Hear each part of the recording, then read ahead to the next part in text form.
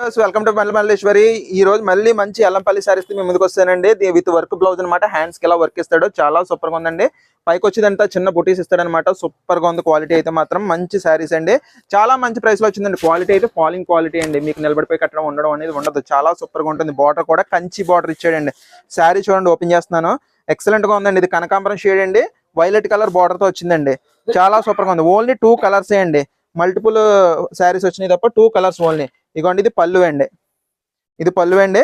మీకు శారీ అంతా వచ్చేసి ఎలా వస్తుందండి